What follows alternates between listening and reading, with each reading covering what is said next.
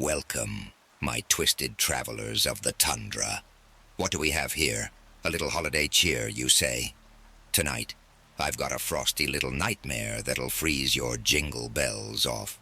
Welcome to Northwood, a small little town that thought they could escape the holiday madness. But little did they know, Christmas comes with a killer twist.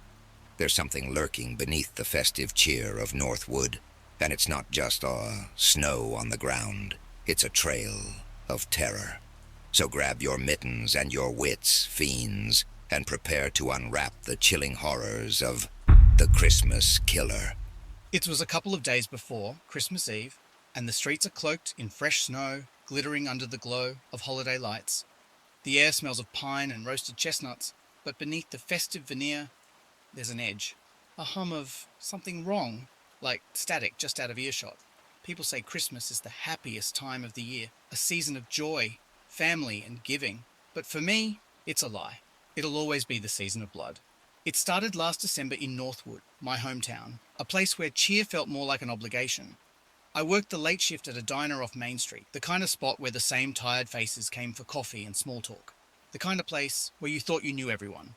But in Northwood, knowing someone was just an illusion. My name's Alex. I never cared much for Christmas. All those songs about joy and magic felt more like a cover-up for everything people try to ignore the rest of the year. But working late shifts during the holidays, that's where the real nightmare began. I remember the first time I saw him, a man dressed like some knockoff Santa. Red suit, plastic white beard, but his face, it was completely obscured by a mask. The kind you'd find in a dollar store Halloween aisle. Lifeless eyes, a frozen grin too wide to be human. At first I thought he was another holiday gimmick gone wrong, a weirdo trying to spread forced cheer. But he didn't order anything. He didn't move. He just sat there, staring at me. The diner was nearly empty by then, and the sound of the clock ticking on the wall seemed louder than it should have been. Every time I looked up, he was still there, unmoving, watching. I told myself I was imagining it. I told myself he was harmless. I wish I'd been right. That night, I couldn't shake the feeling that something was wrong. The guy in the mask sat there for almost an hour, untouched by time or the cold draft slipping through the door. He didn't look at the menu, didn't say a word, just stared, no, not at me, through me, like he could see something I couldn't. I forced myself to move. My legs felt heavy, like wading through thick snow. Can I get you something? He tilted his head slowly, the motion unnervingly precise, like a marionette pulled by unseen strings. The silence stretched, so taut it felt like the walls of the diner might snap. He didn't answer. Instead, he raised a gloved hand and pointed straight at me. My heart sank. A nervous laugh slipped out before I could stop it. "Okay, buddy. Nice joke," I muttered, my voice hollow. But something about that gesture felt primal. A warning my brain couldn't quite decode. I turned toward the counter, my movements quicker than I intended. Kelly, my co-worker, glanced up from the coffee pot, her brow furrowed. "You okay, Alex? You look pale." I opened my mouth to answer, but then I glanced back at the booth. It was empty. The bell above the door jingled faintly as it swung shut. My stomach dropped. I swear I only looked away for a second. But when I rushed outside, the snow was untouched, no footprints. It was like he had vanished into thin air. By the time my shift ended, I was rattled, but trying to play it off. I grabbed my coat, said goodbye to Kelly and Mr. Peterson, and locked up. The cold air bit at my skin as I started walking home, the snow crunching underfoot. I told myself it was nothing, just a weird guy messing with me. But that night, the dream started. I couldn't sleep, tossing and turning as fragments of a tune. Jingle bells, warped and disjointed, looped faintly in my head. Then, the images came. I dreamt of the diner, of the masked man sitting in that booth. But this time, he wasn't alone. Shadowy figures filled the room, their hands dripping with something dark and thick. The mask. It wasn't just on him anymore. It was everywhere.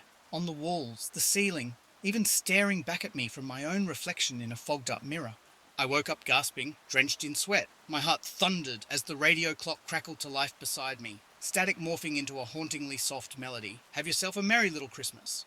I told myself it was just a nightmare. But the next morning, as I got off the bus and walked toward the diner, I saw them. Blue and red lights flashing through the snow. Police tape crisscrossed the entrance. Kelly stood outside, pale and trembling. "Kelly!" My voice cracked as I approached. "What happened?" Her lips quivered. "Mr. Peterson, they found him in his car, just down the street." "Is he?" "He's dead, Alex." They said it was an accident, but the look on Kelly's face told me there was more to it. That night, when I saw the photos of his car on the news, my blood ran cold.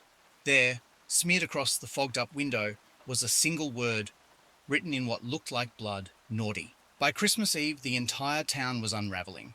Mr. Peterson wasn't the only one. Since that night, two others, Mr. and Mrs. Adams, the diner's most devoted regulars, had been found dead. They called them accidents, but I knew better. The word naughty had been left at each scene, scrawled like a judgment in red, and every one of them had been at the diner that night, just like me. I reached the diner and froze at the door, my breath clouding in the icy air. My reflection in the glass looked ghostly pale.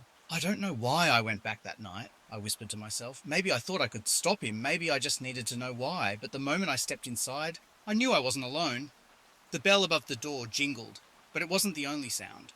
A faint, metallic ringing echoed through the empty diner, like sleigh bells being dragged across concrete. The air was colder inside than it was on the street. Frost creeping along the windows. He was back, the same red jacket, the same lifeless mask, but this time, he wasn't alone. Behind him, shadowy figures loomed in the corners, their outlines hazy and indistinct. Their faces were obscured, but their breaths were visible in the freezing air, puffing out like smoke signals. They didn't move. They just watched. My knees buckled, and I stumbled toward the counter, grabbing the baseball bat we kept for break-ins. My voice cracked as I shouted, "Who are you? What do you want?" The masked man tilted his head, that same deliberate, puppet-like motion. Then slowly he reached into his jacket and pulled out something crumpled and stained. A list. He placed it on the table, sliding it towards me. The paper was damp, smudged with red, but the words were clear, written in a child's shaky scrawl. At the top, in jagged letters, were the words, "Naughty or nice." My hands shook as I picked it up. I skimmed the names: Mr. Peterson, Mr. and Mrs. Adams, a few others I recognized, and near the bottom, my name. My voice trembled as I read it out loud. Why me?" He looked up at me. Through the mask, I swear I saw the faintest hint of a grin. I ran. I didn't care where, just away from him. From the diner. From everything. But the sound followed me. Those bells. Ringing louder now, like they weren't just outside, but inside my head, rattling around my skull. The snow was slick under my feet, and I slipped, falling hard onto the icy pavement. I looked back. He was standing at the edge of the shadows, perfectly still. But the shadowy figures weren't still anymore. They were closer. I scrambled to my feet, gasping, and ran toward the town square. The giant Christmas tree stood in the center, its lights flickering like they were barely clinging to life. The streets were empty, too quiet, like the entire town had vanished.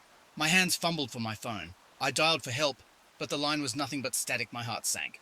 Then the speakers around the square crackled to life. A voice, warped and distorted, spilled out. "He sees you when you're sleeping. He knows when you're awake." The phone slipped from my hand and hit the ground. My body was frozen, every muscle locked in terror. He stepped out of the shadows, the masked man, but this time he was flanked by the shadowy figures. They were holding ornaments, bloodied, cracked, and gleaming in the flickering light. This wasn't just a killer. This was something worse, something ancient, something tied to every lie we told to make the holidays feel magical. He wasn't spreading Christmas cheer. He was spreading fear, and now it was my turn. The masked man stepped forward, tilting his head one last time. Slowly he reached out toward me. Then just as suddenly as they appeared, they were gone. The masked man, the shadows, the ornaments, the bells, but the list, that was real. I looked down at the crumpled paper in my trembling hands. The names of the dead were crossed out, jagged lines tearing through them. The ones I thought might still be alive were untouched. But one name, circled in red, bold and stark, stood out. Mine. Why me? The question echoed in my mind, but there were no answers. I don't know how I got out of there alive. Maybe he let me go. Maybe I escaped. Maybe I was never supposed to leave at all. But the moment I stumbled into the freezing night and locked the door of my house behind me, I knew it wasn't over. The glow of Christmas lights outside cast long, jagged shadows on the walls of my living room. The warmth felt hollow, the air too still. I thought I'd be safe at home. I thought the walls could keep him out, but then I turned on the TV. The screen flickered to life, static resolving into the grim face of a news reporter. She stood in front of another scene all too familiar to me. Authorities found the word naughty scrawled on the car's fogged-up window. This marks the fourth incident in as many days. Police are urging the public to stay vigilant this holiday season. My stomach turned as the broadcast switched to footage of the crime scene. The handwriting was the same, jagged and childlike, the same as on the list. I stared at my reflection in the screen, my wide eyes mirrored back at me. The killings weren't just in Northwood anymore, they were spreading, town after town, state after state. No one knew where he'd strike next. But I did. I looked down at the list in my hands, but it wasn't the same. The names had changed. Fresh ink bled through the paper, forming a new list, each letter unsteady and scrawled, as if by a trembling hand. It wasn't my name this time, it was someone else's. He's still out there, watching, waiting, and every Christmas I wonder, when will he come back for me? The glow of the TV cast my shadow across the room, but for a moment it didn't look like mine. It was taller, its head tilted unnaturally to the side. They say Christmas is a time for giving, for family, for joy, but for some of us, it's the season of fear. And he's always watching. The screen flickered, static creeping back in, and as the faint sound of sleigh bells rang from somewhere distant, too close, I whispered to no one, "Stay safe this Christmas. You never know who's watching." Ho, ho, ho. Well, wasn't that a killer tale, eh? Looks like our poor Alex found out that naughty can be a whole lot more than just a lump of coal. As for the rest of the town, I guess the real gift was a one-way ticket to the grave. But don't get too comfortable, folks. Christmas is far from over, and you never know when our masked friend will be popping up on your list. So if you like this story and want to avoid being next on his list, hit that subscribe button, give us a thumbs up, and comment below with your most sinister holiday traditions. Until next time, remember, in the season of giving, some things are better left unwrapped. Stay spooky, my little elves. He sees you when you're sleeping.